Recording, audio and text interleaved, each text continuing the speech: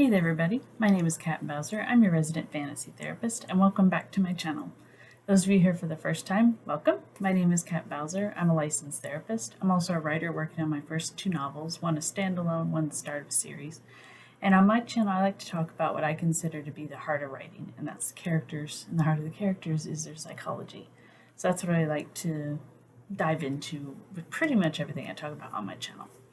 So today we are in the last weekend of May, which is Mental Health Awareness Month. So my video for today and for Sunday are going to be covering some more diagnoses that I see either written poorly or not written as well as they should be in popular media. This has been a really fun series, but I haven't had time to delve into every single diagnosis that I've wanted to.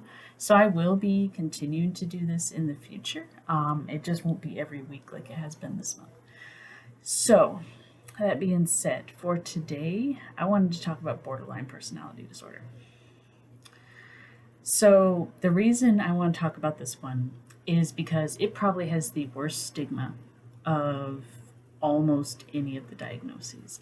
Even among mental health professionals, if you will ask a therapist or a doctor or a psychiatrist what diagnosis they don't like to work with, they most time, 9 times out of 10, they're going to see borderline personality disorder.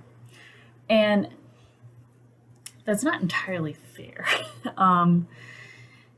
There are elements to it that are very difficult to treat, and I think that's why people get frustrated. But I have also had some of my best clients have been diagnosed with borderline personality disorder. So I wanted to kind of talk about the disorder itself and why it kind of has this stigma and how you can maybe write it a little better when you're doing your stories.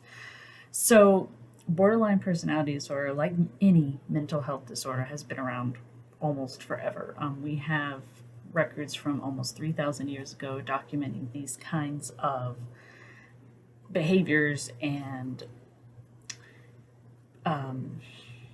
actions and that kind of thing that we recognize to be borderline personality disorder or BPD.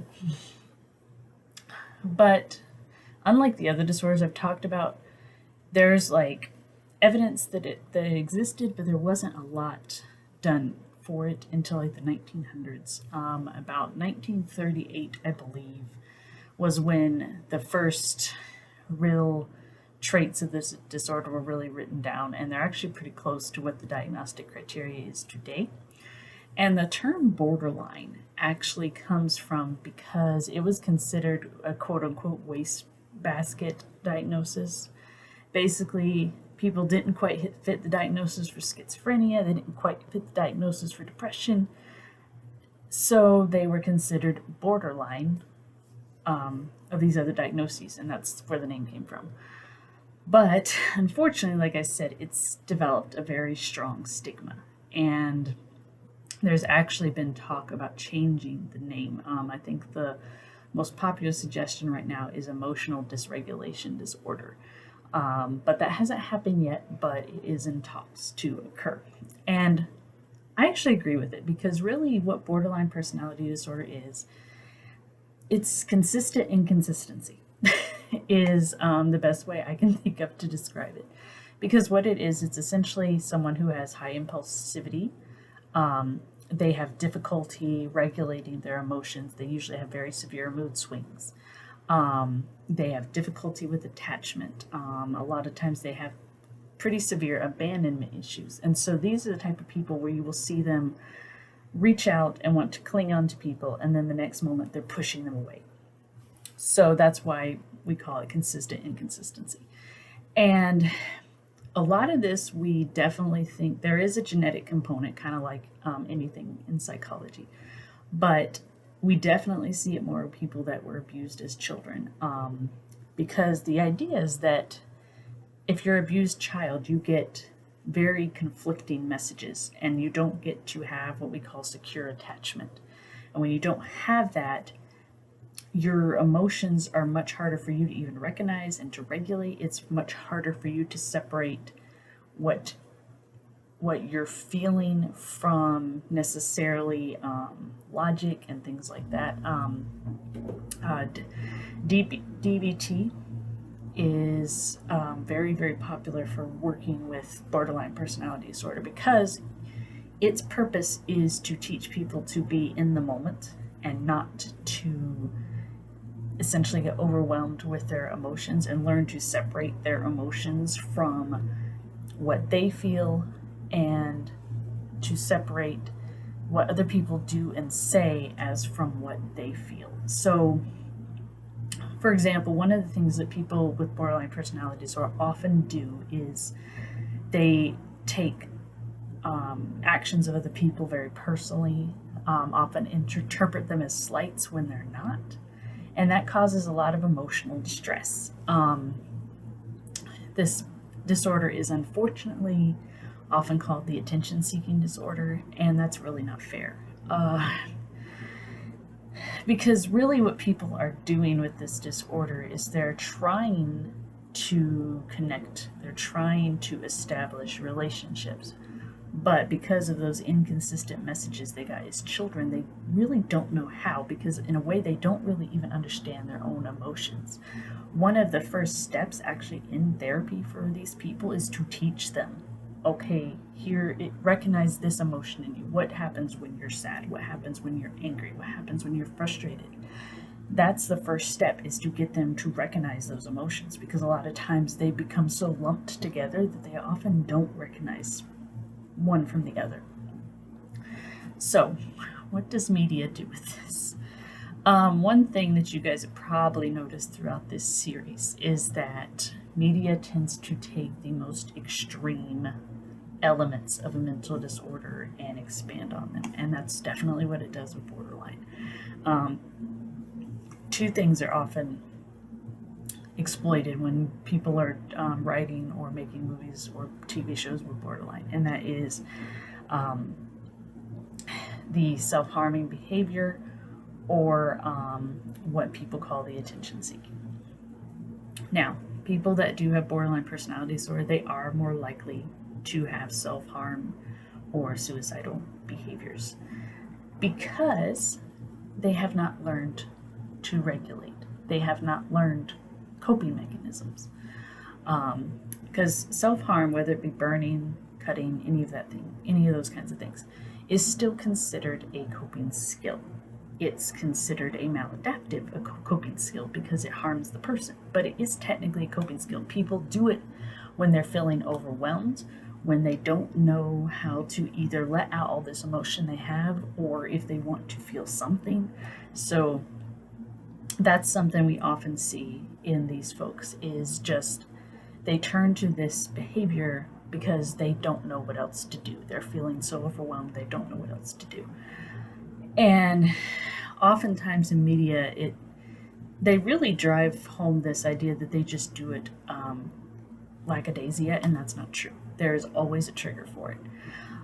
The difficulty sometimes is figuring out what the trigger is, because like I said, a lot of times, sometimes these people don't know. They know something is making them very upset at perhaps this time of day, or perhaps when they see or interact with a certain person. They don't necessarily always know what it is. But once you delve into it and you find the trigger, you can usually deal with it. I'll give you guys an example. When I worked in the hospital, when I was working on my master's, we had a client who had become very upset around 2 o'clock every day and would start to get very verbally aggressive, would start to go into a room and potentially self-harm. And so finally somebody sat down with her and talked with her and figured out that about 2 o'clock she started thinking about visitation, which came at 6, and how she would have nobody that was coming to visit her, and it got her upset. So what is the fix for this? Around 2 o'clock, somebody would go to her and get her involved in another activity so that she didn't have to ruminate on it, and that helped. And so that's the kind of thing with borderline personality disorder, is figuring out the trigger. So if you're going to be writing this, definitely keep in mind that these people don't do these behaviors just because. They do it for a reason, and it's usually has to do with, like I said, emotional regulation. They're trying to regulate their emotions, and that's what ends up happening. And that kind of goes into the other unfortunate stigma this disorder has, which, like I said, is the quote unquote attention seeking. And like I just said, people do these behaviors for a reason. So, for example, like I said before, these people will sometimes be very clingy to someone and then they will try to push them away. And that comes from usually abandonment issues. And a lot of times, what people will do is when they try or push someone away, they're trying to protect themselves from what they consider to be an abandonment that is coming. So that is something that gets addressed in therapy, is essentially processing this old abandonment and coming to terms with all these emotions that people have with abandonment. And it's not easy, and it takes a long time, and most of the time people don't like to visit it because it's painful. It's very painful, and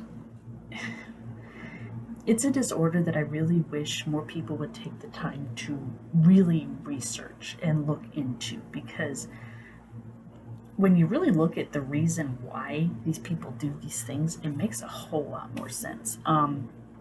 Now, that's not to say that every client I've worked with borderline personality disorder has been easy.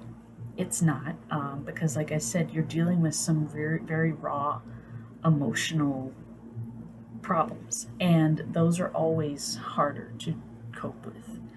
But I think understanding the reason behind it helps so much. So, what I want to push forward here is that people that are working on their diagnosis, they do recover. It actually has a very high recovery rate. I believe it's somewhere 50 to 70%, depending on the person.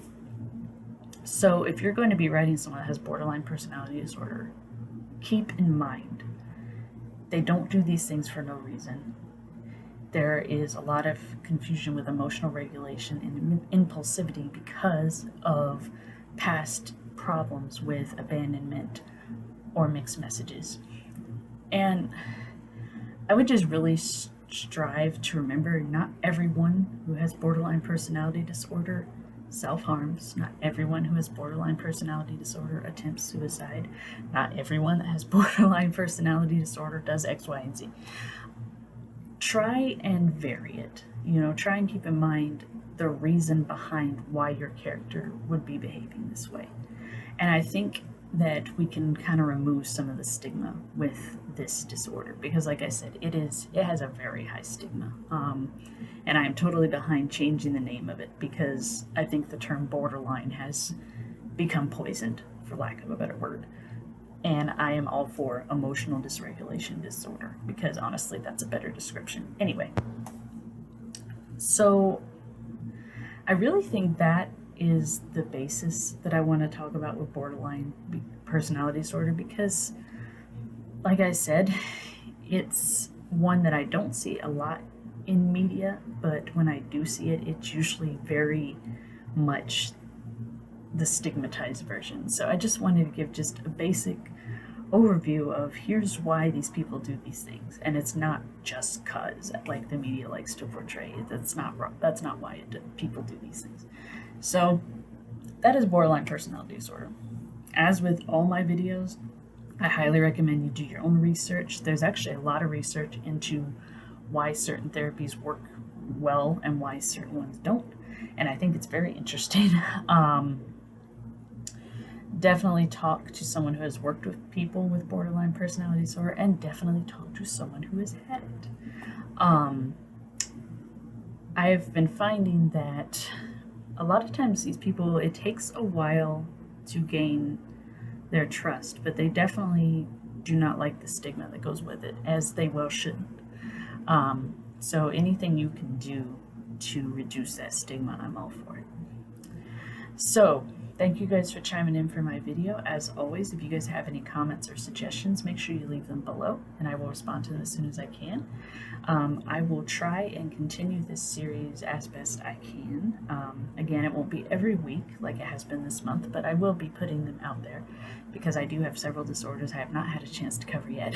I hope you guys are staying safe, and until next time, I hope you have a good one.